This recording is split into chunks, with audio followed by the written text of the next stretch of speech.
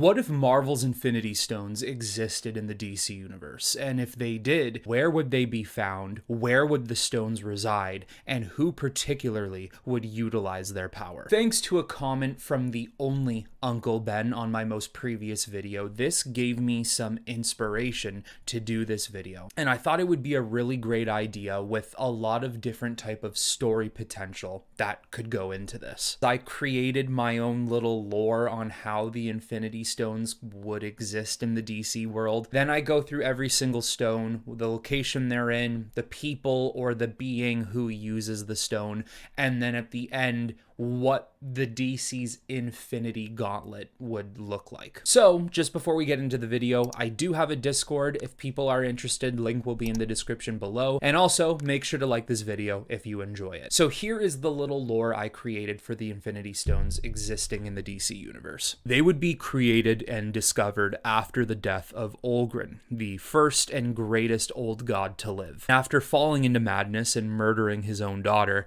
the other old gods waged war against Olgrin for what felt like multiple eternities. After Olgrin's defeat, they learned his essence could not be destroyed, and all of his power was split into multiple stones. Those stones, each with different universal powers and abilities, were given to different old gods, capable of handling the responsibility and the power. For better or worse, some old gods secretly utilized the stones, and some of them were lost forever with their location left unknown. We're talking about Olgrin here, who is nearly a 20 billion year old being, if not older. So the time for these stones to be swept away in time and space across the universe, hidden on planets, passed down to other people and beings, there's a really good chance that can happen. So let's start with the Space Stone.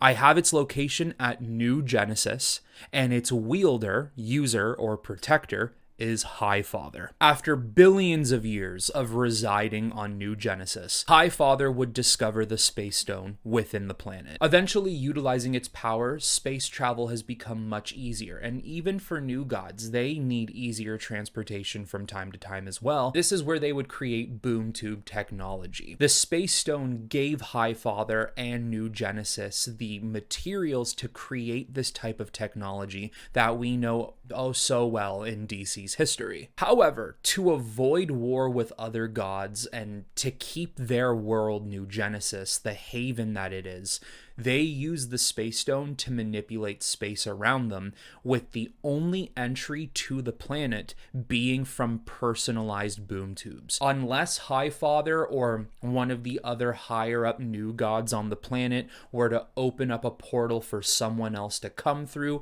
or if it was their own personalized boom tube they carried, you can't get to New Genesis without boom tube tech. Highfather would essentially see the Space Stone as a gift. However, like it goes with all these other stones, in the wrong hands, it's completely dangerous, and it's something he would want to avoid, especially when you take into consideration who his brother is. So he's pretty much decided to lock off New Genesis with the Space Stone due to its safety as well. For the Reality Stone, I have it placed in the 5th dimension. No one in particular controls the Reality Stone, and instead it acts as the laws and the physics of the 5th dimension entirely. And it's also why their inhabitants have such reality-altering abilities. The Reality Stone has no bounds. It could alter realities in dimensions higher than the 5th, or any form of existence in general. Often we see the 5th dimension being a little silly. We get Mr. Mixie and Batmite, who often are taken as more comedic characters.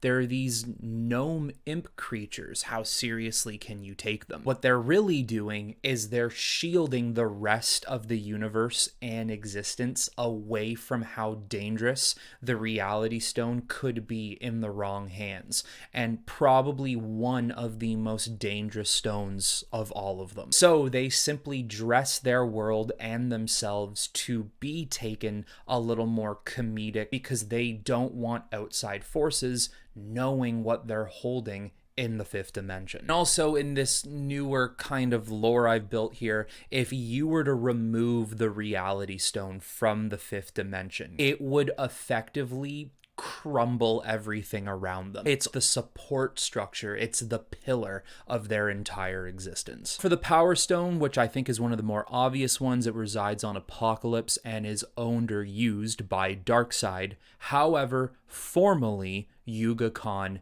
his father. When given the Power Stone after the fall of Olgren, Zonus, also known as Yuga Khan, would use the power to dominate the other old gods and take the other stones for himself. That was at the very least his attempt, what he was trying to do, and he attempted this for millions of years after the death of Olgren. But throughout that time, he was eventually killed by his son Euxis, in which he took the Power Stone for himself. Over millions and billions of years, power is why Apocalypse looks the way it does, and why Darkseid and his father have such a keen interest on domination, conquest, and control. And even though Darkseid killed his father for his own glory and his own gain, he still keeps what his father wanted in mind. But before he gets to that, he has his eyes personally set on something else, which is the anti-life equation.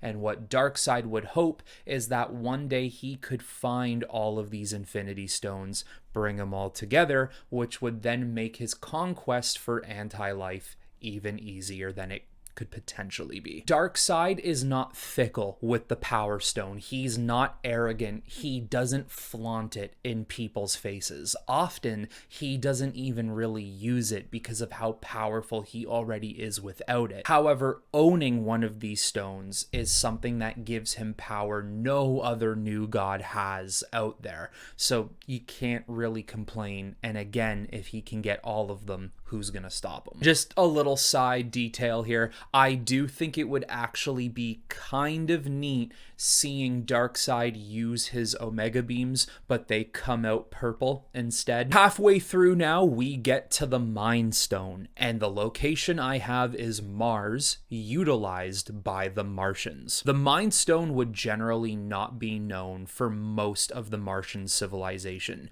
It would have been buried deep beneath the surface of Mars, where eventually the source of its power stemmed out like the roots of a tree across the entire planet. Because of this, without their knowledge, without knowing what's influencing this power within them, the Martians would begin to be born with mind reading, telepathy, and other telekinetic abilities. Due to the Mind Stone slowly, as I said, rooting itself throughout the planet, it slowly changed the evolutionary process of the Martians, giving them this power. But near the end of their species' civilization, they would excavate the stone in one of their mining systems. Only the high-level elites of their society would learn or even know of the stone in the first place. The real reason why the Martians and the White Martians went to war with one another and eradicated their entire civilization. Both sides of the Martians had different ideals on how to use the stone's power. Nonetheless, the burden in the end falls on Jean Jones. He eventually needs to find sanctuary on Earth after the fall of his species, and has no choice but to take the Mind Stone upon himself,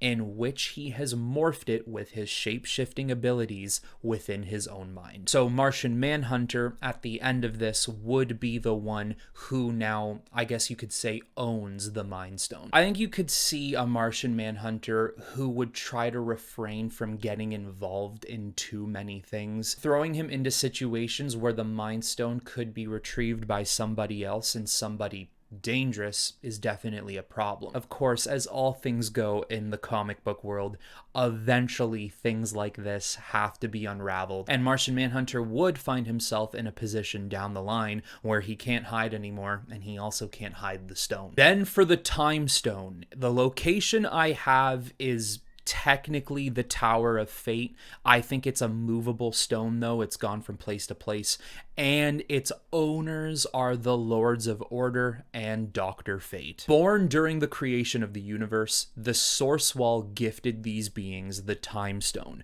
making them immortal with their purpose clear. How the Source Wall would have gotten its hands on the Time Stone, it's meant to be a little bit of a mystery, but the Source Wall understands that it needs to be safeguarded, being something that is the wall of the multiverse.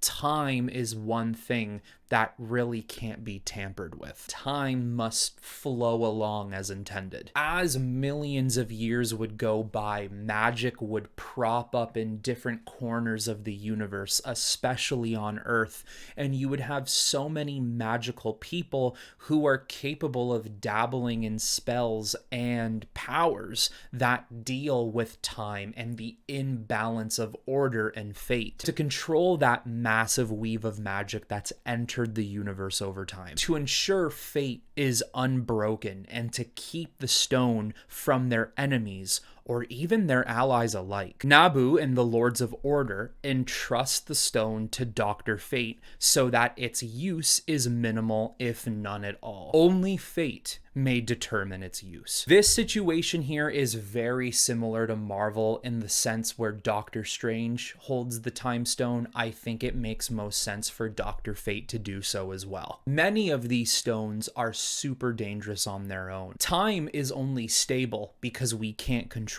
it.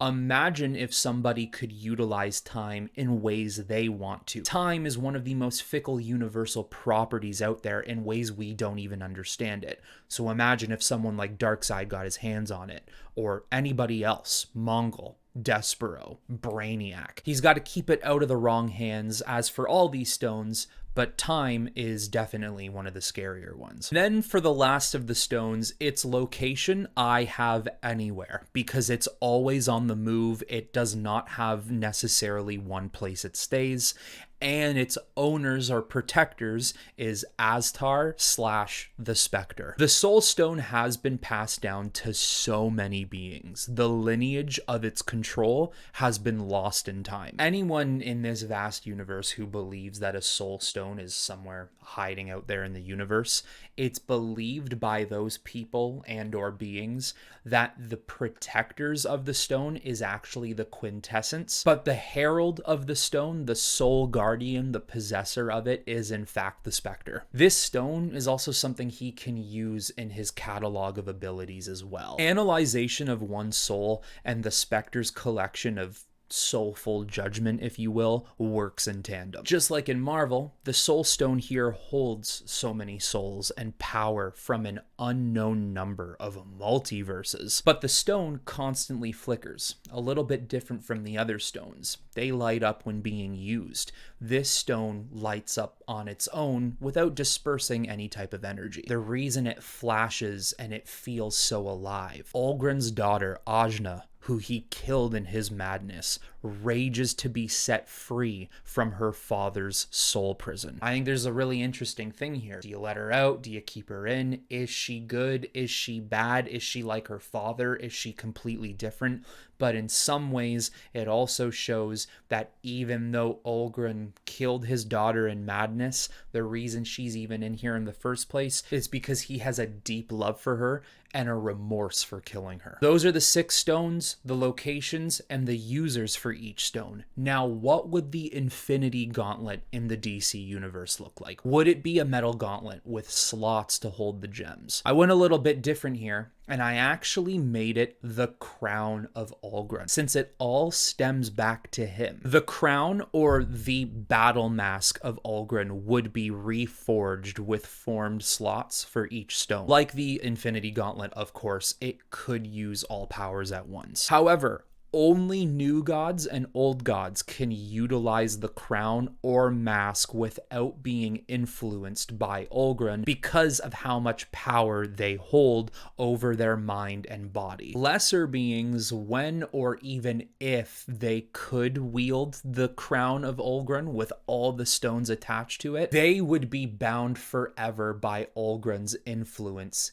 even if after taking the mask off, and if killed, would immediately be thrown into the Soul Stone, still bound by the influence of Olgren. And the way this crown or this helmet would work is depending on the size of the character. It would morph around them perfectly. So if it was Darkseid, it'd be a bit bigger. If it was Mr. Miracle, it'd get a little bit smaller. The mask as well would be the last physical remnant of Olgren, and it's been something that has existed this entire time that's capable of utilizing all of these powers at once. There you go, the Infinity Stones in DC, their locations, their inhabitants, and the Infinity Gauntlet. Again, when going into this video, I wanted the lore for all these stones to kind of stretch back to one being. I wanted a particular lore and past history on where they would come from, and Olgren was my guy. It just made the most sense and it fit. So you guys let me know in the comments below what you thought of some of my choices and my ideas. Tell me in your opinion where you think some of these stones would be, who would use them, and where they would even come from. I do hope you all enjoyed the video. If you do want something similar to this, leave your suggestions in the comments below. I do look at them. But that is all I have for you on this one, everyone. So until the next time, I will talk to you all very soon.